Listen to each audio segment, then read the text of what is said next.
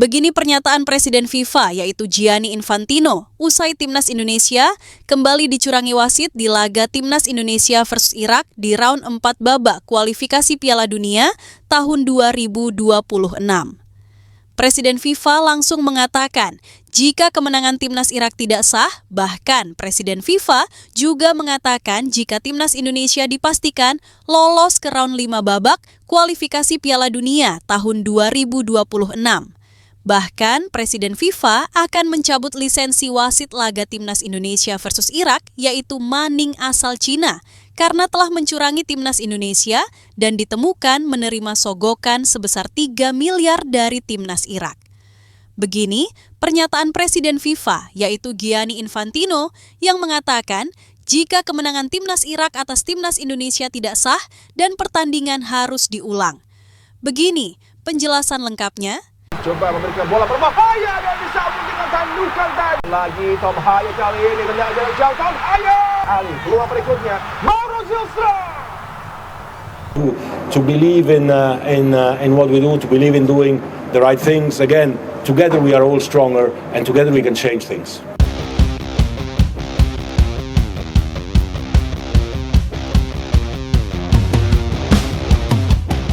Usai pertandingan antara Timnas Indonesia versus Irak di round 4 kualifikasi Piala Dunia 2026 kembali meninggalkan kisah pahit sekaligus memicu gelombang kontroversi besar di dunia sepak bola.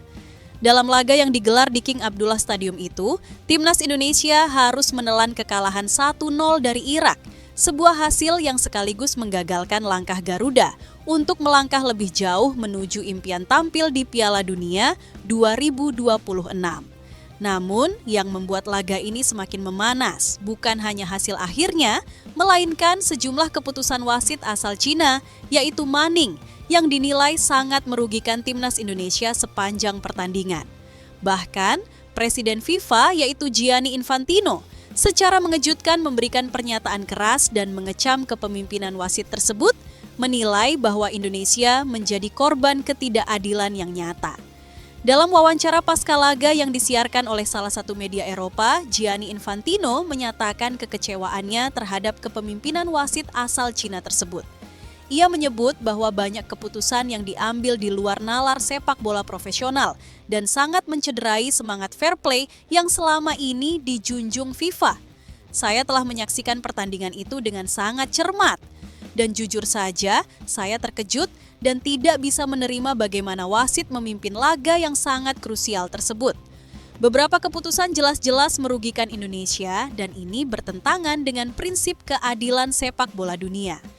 Presiden FIFA itu bahkan menyebut bahwa kekalahan Indonesia tidak sepenuhnya sah karena ada indikasi kuat bahwa sejumlah keputusan krusial di lapangan telah mengubah arah pertandingan.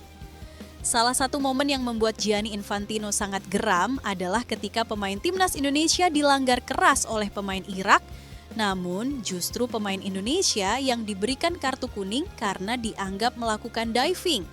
Dari tayangan ulang yang beredar luas di berbagai platform internasional, terlihat jelas bahwa pemain Indonesia benar-benar ditekel keras, namun Manning tetap bersikeras menganggapnya simulasi. Kita tidak bisa membiarkan hal seperti ini terjadi lagi. Jika pemain dilanggar jelas dan justru dia yang dihukum, maka ada sesuatu yang salah dengan integritas wasit di lapangan. Tak hanya itu, insiden duel antara Ole Romeni dan bek Irak, Zaid Tahsin, juga menjadi sorotan utama. Dalam situasi 1 lawan 1 menuju gawang, Ole Romeni dijatuhkan dengan tackle keras dari belakang. Sesuai peraturan FIFA, tindakan tersebut seharusnya berbuah kartu merah langsung karena menggagalkan peluang mencetak gol yang jelas. Namun, wasit tidak memberikan pelanggaran apapun dan justru memberi peringatan kepada Ole Romeni karena dianggap bereaksi berlebihan. Menurut hukum permainan FIFA, itu pelanggaran berat dan seharusnya kartu merah. Saya melihat rekamannya sendiri dan jelas itu pelanggaran serius. Puncak kemarahan publik sekaligus titik yang membuat Gianni Infantino benar-benar murka terjadi pada menit 99 dan 102 ketika Kevin Dix dan Ole Romeni dilanggar di dalam kotak penalti. Dalam 2 momen berbeda tersebut, pemain Irak terlihat jelas melakukan kontak keras namun wasit tetap tak memberikan penalti kepada Indonesia. Bahkan tayangan ulang yang diperlihatkan menunjukkan bahwa kontak tersebut nyata, tetapi Manning tidak meninjau ulang keputusan di monitor VAR, hal yang seharusnya menjadi prosedur standar di laga sekelas kualifikasi Piala Dunia. Dua penalti yang jelas diabaikan. Saya tidak tahu apa yang ada di pikiran wasit dan tim VAR saat itu. Yang lebih mengejutkan lagi, Gianni Infantino menyebut bahwa FIFA kini tengah membuka penyelidikan terhadap wasit Manning dan ofisial lainnya setelah muncul laporan bahwa ada dugaan suap senilai 3 miliar rupiah yang diterima untuk menguntungkan Irak di laga tersebut. Terlepas dari kontroversi wasit, Presiden FIFA juga memberikan pujian besar terhadap permainan timnas Indonesia. Ia menilai bahwa dari segi kualitas permainan, Indonesia tampil jauh lebih baik, menguasai tempo, dan menciptakan banyak peluang berbahaya. Indonesia bermain dengan semangat dan teknik yang luar biasa. Mereka mendominasi, mereka menciptakan peluang, dan mereka menunjukkan kualitas yang tinggi. Dalam pandangan saya, mereka layak menang. Begini jalan pertandingannya. Timnas Indonesia gagal lolos ke Piala Dunia 2026 usai kekalahan 0-1 dari Irak akibat gol Zidane Iqbal. Timnas Indonesia baru saja menghadapi Irak pada partai kedua grup B kualifikasi Piala Dunia 2026 putaran keempat di Stadion King Abdullah, Jeddah, Arab Saudi, Minggu 12 Oktober tahun 2025 dini hari. Patrick Kluivert melakukan perbaikan dalam pemilihan pemain dengan mengganti 5 starter dari laga sebelumnya. 5 starter anyar tersebut meliputi Rizky Ridho, Tom Hey, Calvin Verdong, Eliano Reinders, dan Mauro Zylstra. Mauro Zylstra sempat mendapatkan peluang dari cutback high, tetapi bola di blok back lawan sebelum sampai gawang. Dean James mendapatkan peluang berbahaya berikutnya berupa tendangan bebas melebar tipis. Indonesia menutup babak pertama dengan perasaan optimis melanjutkan penguasaan bola usai turun minum. Perubahan line up ini sempat mengembuskan angin segar pada babak pertama. Permainan Indonesia baru berkembang setelah Kluivert memasukkan Ole Romeni menggantikan Zylstra. Kevin Dix memperoleh peluang pertama, yaitu tendangan mendatar menyambut second ball dari umpan silang.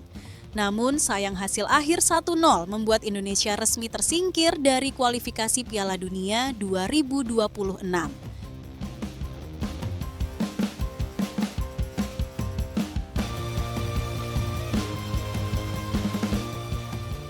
Berita kedua, begini pernyataan Ketua Umum PSSI, yaitu Erick Thohir usai pertandingan Timnas Indonesia versus Arab Saudi di round 4 babak kualifikasi Piala Dunia tahun 2026.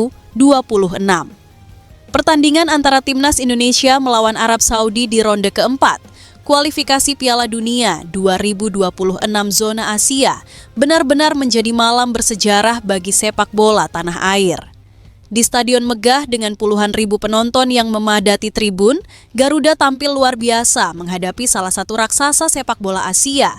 Namun yang paling mengejutkan bukan hanya hasil akhir atau permainan yang menawan, melainkan reaksi Ketua Umum PSSI, Erick Thohir, yang terlihat begitu terharu dan bangga setelah menyaksikan perjuangan skuad Garuda. Dalam pernyataan resminya usai laga, Erick Thohir mengaku benar-benar tidak menyangka bahwa Timnas Indonesia bisa tampil sekompak, setaktis, dan seberani itu melawan tim sekelas Arab Saudi yang dipimpin oleh pelatih Hervé Renard. Saya benar-benar terkejut. Malam ini saya menyaksikan permainan yang tidak hanya luar biasa, tapi juga penuh jiwa dan semangat. Timnas Indonesia bermain dengan taktik yang sangat matang, dengan keberanian luar biasa, dan dengan mental baja. Mereka benar-benar membuat saya bangga. Menurut Erick Thohir, salah satu faktor terbesar yang membuatnya kagum adalah bagaimana pelatih Timnas Indonesia, Patrick Kluivert, dan asisten pelatih Alex Pastoor mampu menyulap skuad Garuda menjadi tim dengan organisasi permainan yang begitu disiplin dan tajam. Patrick Kluivert dan Alex Pastoor yang dikenal sebagai sosok dengan filosofi sepak bola menyerang ala Belanda ternyata mampu menyusun strategi realistis namun efektif. Ia menurunkan formasi 3-4-3, sebuah formasi yang tak mudah diterapkan, apalagi di level internasional melawan tim berpengalaman seperti Arab Saudi. Formasi ini menuntut kecepatan adaptasi dan koordinasi tinggi antara pemain bertahan dan gelandang. Namun, yang mengejutkan, para pemain Indonesia mampu memahaminya dengan cepat berkat kerja keras Patrick Kluivert dan Alex Pastoor di sesi latihan. Tidak semua pemain bisa cepat beradaptasi dengan formasi 3-4-3. Tapi saya melihat bagaimana Kluivert dan Pastoor membuat semua pemain memahami peran masing-masing. Di lini pertahanan, Jay Itzes, Justin Hubner, dan Kevin Dix tampil seperti tiga pilar besi yang sulit ditembus. Mereka berduel tanpa takut, melakukan intersepsi penting, dan menjaga komunikasi yang solid sepanjang laga. Berkali-kali serangan cepat Arab Saudi yang digalang oleh Salem Al-Dawsari, Firas Al-Buraikan, dan Saleh Abul Shamad berhasil dimentahkan oleh trio bek andalan ini. Bahkan di menit-menit genting, ketika Arab Saudi mulai meningkatkan tekanan, Jay Itzes tampil bak tembok hidup yang memblok tendangan berbahaya di depan gawang. Erick Thohir juga menyoroti peran penting Tom Hay dan Joey Pelupesi yang menjadi otak di lini tengah. Kedua pemain ini tidak hanya berfungsi sebagai pengatur tempo, tapi juga sebagai penjaga keseimbangan antara lini bertahan dan menyerang. Tom Hay beberapa kali menjadi jenderal lapangan tengah dengan distribusi bola yang akurat. Ia mampu mengalirkan bola ke sisi sayap dengan cepat, sementara Joey Pelupesi tampil gigih dalam duel dan memotong serangan lawan dengan tackle-tackle bersih. Selain itu, Calvin Verdong dan Dean James juga menjadi motor serangan dari sayap.